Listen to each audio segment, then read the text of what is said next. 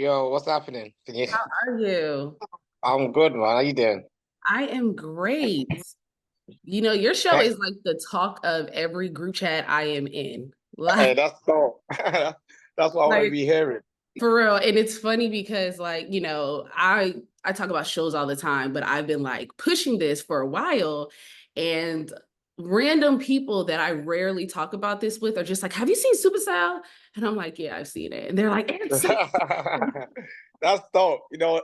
That makes me smile, man, because when you just work so hard on something, and I always said worse than it something coming out and no one likes it. I don't know what's worse, but the worst thing is it coming out and nobody knows it's out. That's what burns my heart. So I'm just happy that it's a conversation.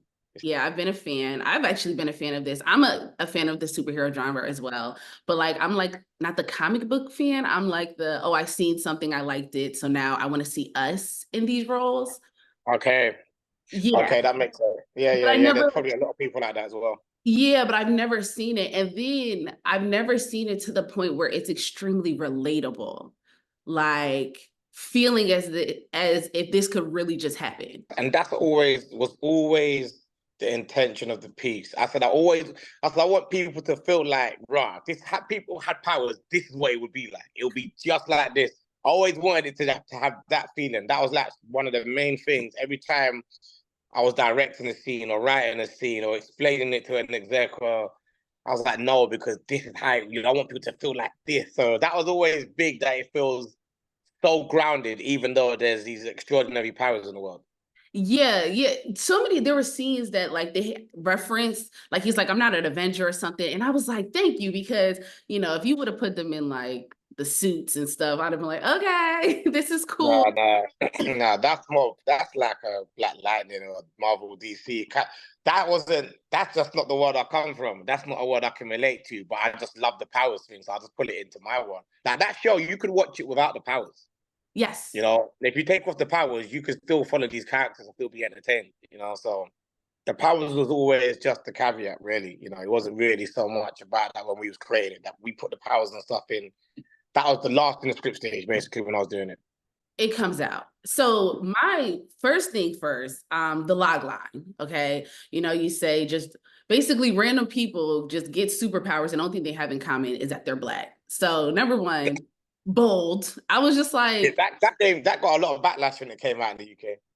You and know, that was my question. Was it hard to when you're pitching it to people, was it hard to get them to understand like that's it? Like they're just black. That's the only thing they got in common. no, not really. I only pitched it to Netflix, like, and they was already pursuing me for a show. So they Ah. was pursuing me anyway for shows. They took me to dinner and everything. And at dinner, I mentioned this idea to them, and they liked it. But my movie was just about to come out, so I wanted to see how that was gonna do. So I was like, I don't really want to talk about it too much. I just want to focus on my film. And so when it came round to the time when I could talk about it, when I had my mind space was clear, they knew what it was. They knew it was like when I told them at dinner, I told them it's about black people with powers. Like I said, I don't know if I said black people, I said people from my world, I'm pretty popular in London to know what part of London I'm from. Everyone knows I'm a South Londoner, and everybody knows South London is the most all black place in the country. So she was cool with it. That was like, okay, if we're gonna do it, we're gonna do it, innit? So yeah, I never got no trouble from that. She was the only person that had a chance to hear any sort of pitch, and I didn't even have a pitch. I wrote 2 episodes and I done a very detailed Bible of the show. So I done it so anybody could read it and you can decide if this is something for you or not. Because I put so much detail into it. So I just sent it, press forward on the email. You like it? He's like, yes, like it. Let's do it. So let's go. No, that's what's up. But you did say you got backlash, like when other Yeah, people. yeah. When it got announced, maybe I don't know, a couple years later, how long TV takes. The logline come out only because they're black. Oh, only because they're black, are you? Oh, this is just racist. And you just get so much backlash. Even in the trailer, we're getting backlash. This is clearly not for us. Then clearly not for us. Where's the ethnicity? Where's the rest of the cultures? Then like, oh, this is just even now to today that people are still putting on the comments. What type of dystopian world is this where everybody's all black? It's just crazy. The racism The racism's real, man. It's real. You know, But it's so...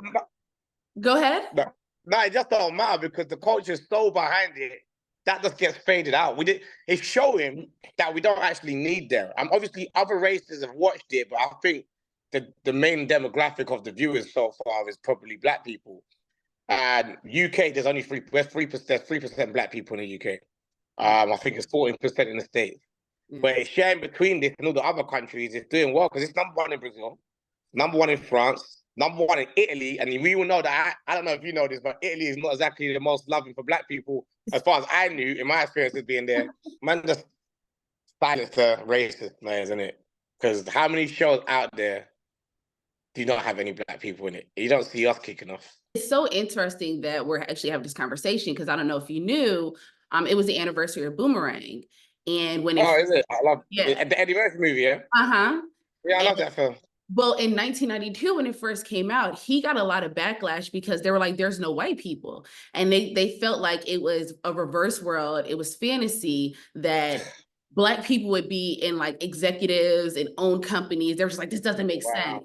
And so it's interesting that you're also dealing with the same thing in 2024, as if the world has to always include other races for us to tell our stories.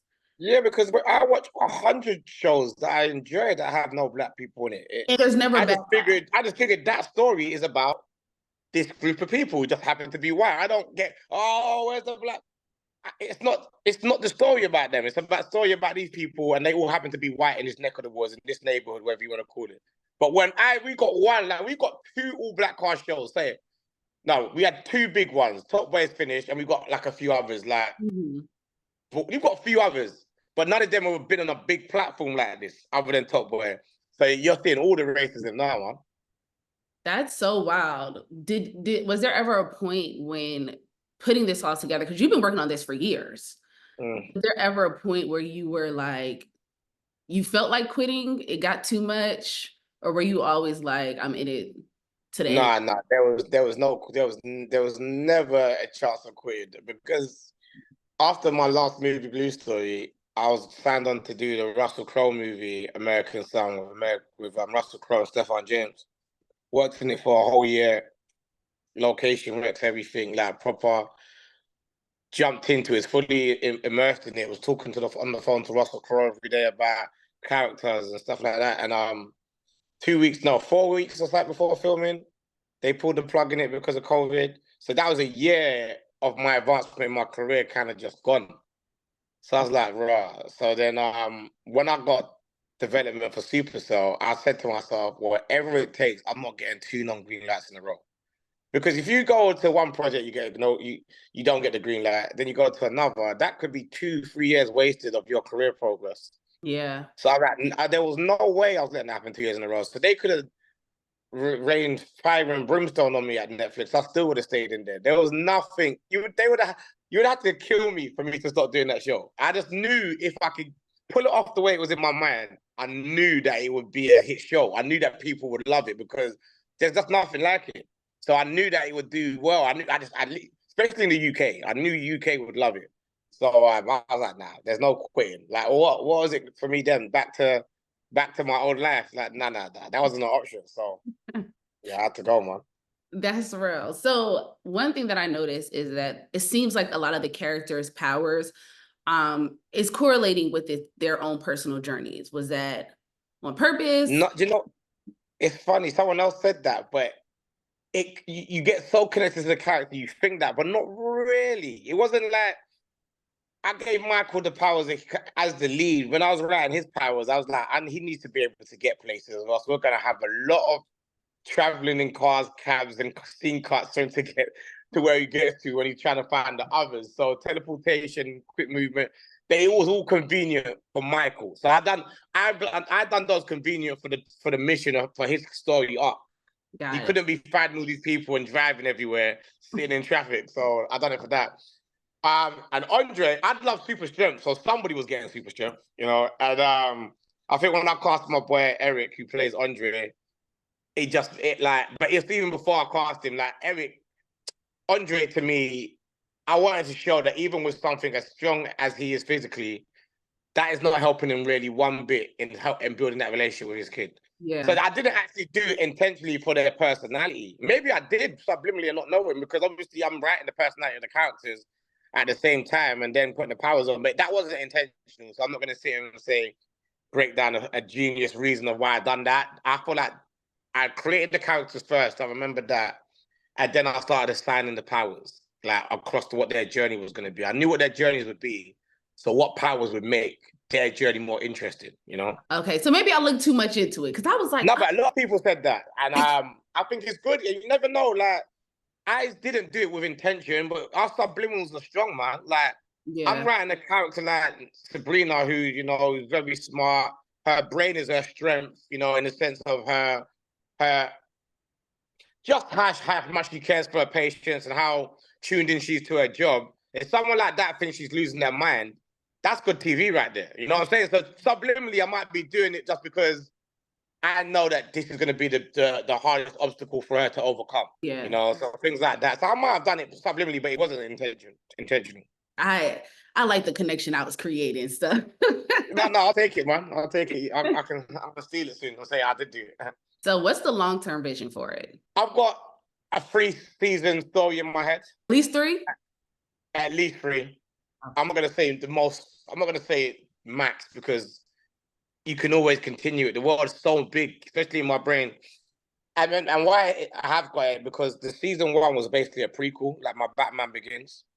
So it's season 2 where you really get to see how they are. Now that they've had these powers for a while, you watch it and you be like, okay, so that she's like that because of that, and he's like that because of this happened. He's like, so I want to do that. I want to finish off the story. I've got a movie I want to do. I just want to keep on telling stories, man. Like, I feel like my career's really just begun. You know, like, obviously I brought out a movie before and I've done things online before, but this is my first project that's actually been seen properly internationally by the world. Like, most people, especially in the States, are hearing my name for the first time, seeing my work for the first time. So I want to keep on feeding them and the rest of the world, you know, with stories. You know, I've got stories for days. Like, that's just one thing I wanted to do. I feel like I've clicked my sci-fi fetish off the list with what I wanted to do here. Now I can move on to other stuff like once it's done. Now, when you say movies, would it be that it would be connected in that world or completely different? Nah, it wouldn't be. I'm not saying I want to do a sci-fi movie, but the movie I just finished writing a movie and it's not sci-fi. You said, do not put me in a box, okay? No, because I can do it all. My only thing you'll see in common is that it will be a black lead. When it comes to the actual sci-fi genre, adding an all-black cast of superheroes, what are you hoping it contributes for the conversation on representation? I think it's crazy. I think it's there's so many articles right now that's going around, you know, saying move over Marvel, or this is a new take on superhero. I think it just makes actors feel like they can think big. It makes writers and creators think, I can write big, you know. Why don't I write a film based in space now, like with all black cast? Because a lot of writers probably weren't doing it because they were scared it would never get made. So they made something that they thought the powers that be would understand. They've seen before, and it's easier to get the green light. I think it's just gonna really. When I say it's a game changer, I don't just mean because I think it's definitely raised the bar for me in UK production.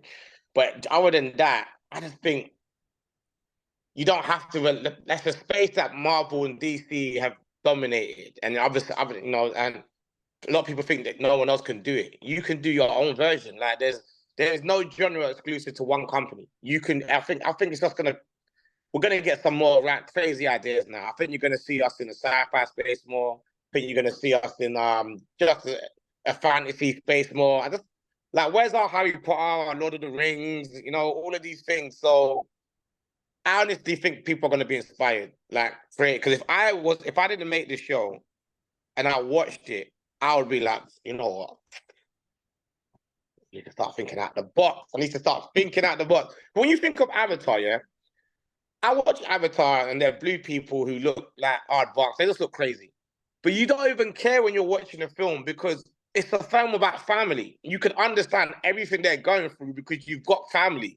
You know what it's like. It doesn't matter that they're blue and they're in this universe where, you know, they live in a forest. It doesn't matter. Like, the surroundings it doesn't matter. It's more as long as you can connect with the characters and the issue that these characters are going through.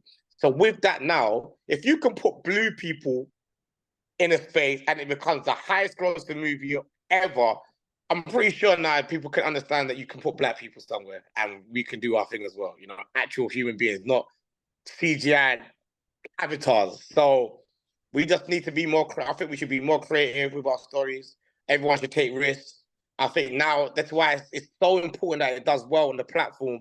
If it blows up on Netflix, Apple might want one, Amazon might want one, FX might want one. Like all these major companies with the big money, they might want one as well. And then you've got more actors working, you've got more people of color behind the camera. You know, so it's a win for the whole culture for me.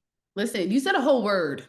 I was like taking it all in, because I agree. I think the ability to see someone do it increases your ability to say, I can do it. Like you stop thinking as small, because I feel like there's so many creators out there that want to do what you've just done, but they've never felt they could. So they never even got. I agree with that as well. I think there's loads of people that had not, I don't know this idea, but something more heightened, but because you've never seen somebody else do it. Right. Why would I put all my energy into writing and creating this just for someone to look at it and be like, come on, this is crazy. What else have you got? So fear. People need to lose the fear, man. Let's get more crazy scenarios for us to have our world in, man. Now, you know, let's keep on going. No, I agree. So as much as this is about superpowers and things like that, it's really a love story. And it's actually a really, really amazing love story because, I mean, I'm sad about the love story, but I loved it. And I love the lengths that he was going to save her. And then just the other, like the love she had for her sister, it reminded me of me and my sister. Like I'm Sabrina, you know, everybody, I'll go to war for my sister. So someone else has told me that. I've heard that recently as well, that it reminded them of their sisters. So that's good. That's what you want. That's what I wanted. Yeah, so I felt like there's the theme of love, but then there's the awareness of sickle cell. Now I understand that it's more prevalent in the Black community, but was that just it? Like, I just want more awareness. Was there something deeper, more personal about it? I wanted more awareness because I first ever heard the word sickle cell when Tupac was dissing Mobb Deep back in the day. I'm showing my age now. So I first ever heard that when Tupac was dissing Mobb Deep. I was like, what's sickle cell? And then I met a girl who was always in and out of hospital. And I was like, why are you always in hospital? And then she broke it down to me. This was a long time ago. This was many years ago.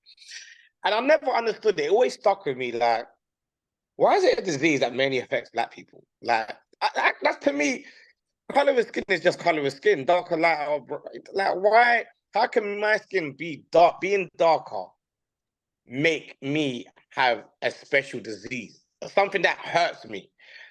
I remember just thinking, man, it just don't make sense. When I started thinking about Supacell, I remember George Floyd just got murdered, and it was big. It wasn't that, it was that really rattled everyone in the UK as well as it did in the States and everywhere else as well. And I just remember thinking, what can I do to take my part? You know, instead of just going into central London with a picket sign, what can I really do to empower the race? And then at them times, I'm new to TV. I didn't know it's going to take 4 years. I thought I'll start it now, or in, I don't know, whenever it was, February, March, and I'll be finished by, I don't know, December, January, not knowing it's 4 years later. So that was my way to, I'm going to find something where it affects Black people so bad, nobody would want a disease like that actually hurts you.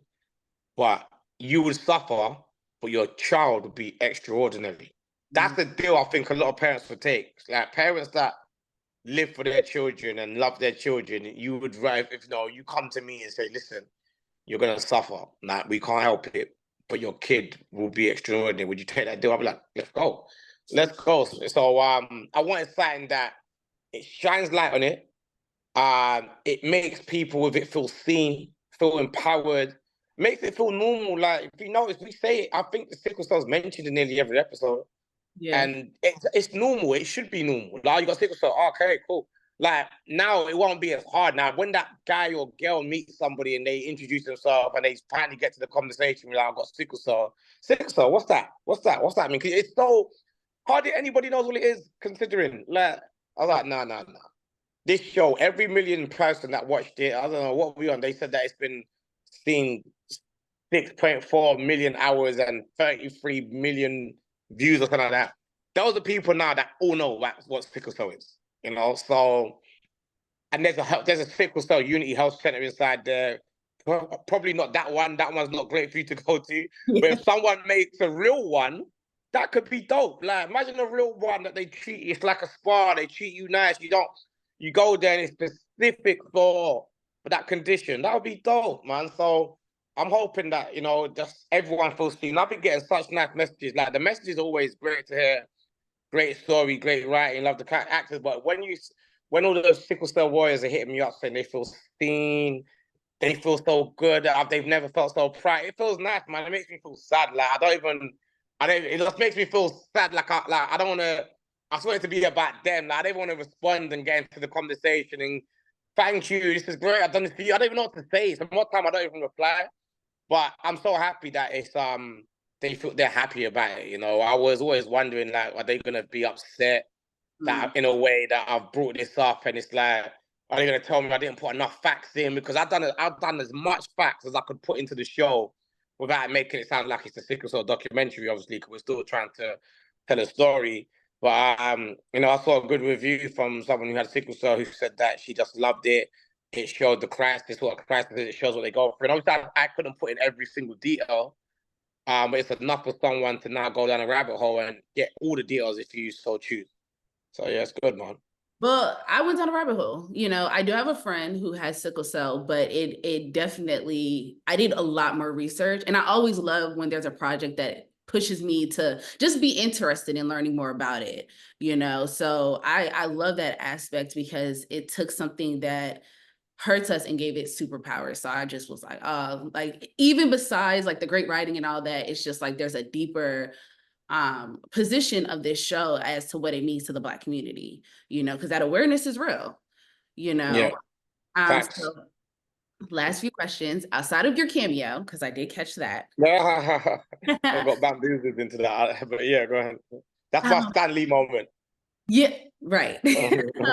Are there any other like Easter eggs that fans should look out for? I think there's quite a lot, but you gotta watch it. Like, I don't wanna give away the Easter egg. I think even in the first episode, like, some people watched the first episode and still didn't know who that woman was that got murdered in the beginning. You Really? know? Yeah, a lot of people didn't know. You could ask five people. I guarantee you, at least two of them didn't realize it. So we're always in every episode. There's something alluding to what's going on. Like, I even put the biggest. I don't want to go, but I've deliberately put Easter eggs in to show you who the villains are. Like, I've done them on purpose. I could have done it much more discreetly, but I wanted people to look at it and think, wait a minute. Does that just me? Don't you think that was funny? I want the conversation to be there. I could have made it much more discreet. I put things in to just keep you, like, someone called it TV crack. And the reason why that is, it was actually written so people could binge it. It was written, the style that it was written, I gave it a soap opera ending in the sense of you end it where it's just about to go into the thing cut. Yeah. Go into the next episode. Okay, just gonna go into the next. So it done it where you have to keep on watching. Your curiosity won't leave you. Like, and it was written like that, so you could be engaged and you feel like you go on a ride with the characters. So yeah, man. I feel like there's Easter eggs all throughout. So just watch it, and even if you watch it once, I guarantee when you watch it again, you'll see more stuff. But I don't want to give them away. Okay, I'll take that. Now you have Black and brown in front and behind the scenes. I think it's dope because, especially behind the scenes, because a lot of shows will watch and I appreciate when people point it out, but they're like, okay, well, everybody behind the scenes is white. So like, how is this truly helping us?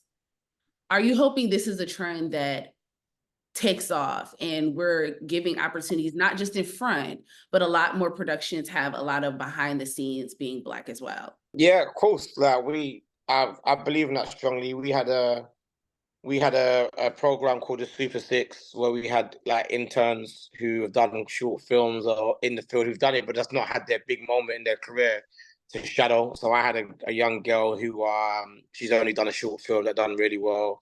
she shadowed me, and she directed some pickup scenes, and she directed a lot of scenes. And we had someone following art department, the same thing, but for art department, same thing, but for the director of photography. So every HOD had one of these basically rookie type of, interns kind of learning. So now with that experience, they could potentially write or direct or design be an art department design for another Netflix show or for another TV show. So we want to make sure across the board that, everyone's being seen, everyone's getting an opportunity, because it is hard. Because say a DP goes on set, how it normally works, you hire the DP, will get hired, and the DP brings on their own crew.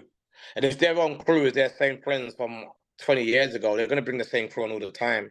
And if that's the same crew, it's hard for new people to get in. So if you do get a black DP, he brings in his crew, and his crew, more than likely, there's more color in that crew, And then you find the black HOD that does hair and makeup, who's really good at it, and the costume designer who's really good at it. And we've done a lot. All of our I think maybe 80% of our HODs were black. Like we really scoured it. We wanted it to be a show that if we're gonna do a high-end Black British show, let's get Black British creators and professionals as far and wide, because even though with Black TV in the UK, it could be one season and done. You just never know. So we're gonna give at least everybody who's on it a credit so they can go on and work again. Man, that is so dope. Like, that is so dope, because I feel like people don't understand how important it is to have credits on your resume that open doors, and you just need one opportunity to really change your life. But a lot of people aren't even getting that one. So it's hard, man. It's so hard. And I know how hard it is, man. Like, honestly, when the trailer came out for Supercell, there was a big tweet thread about one of filmmaker from the States who was saying that, yo, we need to go to the UK, man. Look, they're making things like this. We would never get that over here. Let's go to the UK. We'll get more opportunities there. And I'm looking at that like, yo, there ain't no opportunities over here. For every one of me and it took me a long time to get into a position where I can get a Netflix show. There is thousands of talented filmmakers who can't even get credit. You know, it's hard, man. It's really hard. So, okay. Final question. When are we getting season 2? Everybody, so I was so mad that I binged it. Like, I really wanted to take my time. Everybody's saying that. That's what everyone's saying. But it's TV crack, man. Crack, that's ridiculous. Honestly, as I tell everyone, I have no control over that. I have no control over what Netflix decide to do with the show. The show's doing really well. Like, we're #1 in a lot of countries, but we're not #1 in the US. I don't know who's watching. There's a lot of people clearly watching The Worst Housemate or Roommate, because for some reason we just haven't jumped over them yet. So we're still sitting at #2. The more people that watch it, the more likely it is we'll get a season 2, man. So you just got to keep on rounding up the numbers, keep on spreading the words. Tell someone who hasn't watched it to watch it, and hopefully it'll be undeniable, and they're going to be throwing multiple seasons at us. Okay. Yeah, I'm going to definitely. I mean, my whole team, everybody I'm around, they've all seen it. Like, even today, my homegirl was like, I can't believe I binged the whole thing. And I'm like, yeah, it's that good. Like, yeah, that's dope. Well, thank you so much. I really, really appreciate it. I know this was quite long, but no, it's cool, man. I don't mind talking. It's fine. And I'm already putting it out there that we're gonna get at least 3 seasons. Let's put it out there, man. Let's put it out there. Let's put it out there to the energy, and I don't see why it shouldn't. I don't see why it shouldn't. It's doing well. Let's see. Well, also in the US, we gotta do better, because I was annoyed. I said, why is this #2? I don't understand it. Like, every day when the updates, like a certain time, and it's like still #2, still. And the thing is, the show that's beating us globally over general, we're doing better than that. The only show that's above us right now is Bridgerton, like numbers wise for the whole week. But for some reason in America, y'all just love that show, bro. You are just loving that roommate show. So I don't know. Maybe when it gets that user system, maybe there's some more people will come and watch Supercell. Okay. Well, hopefully. Good, man. Thank you so much for taking the time. Thank you.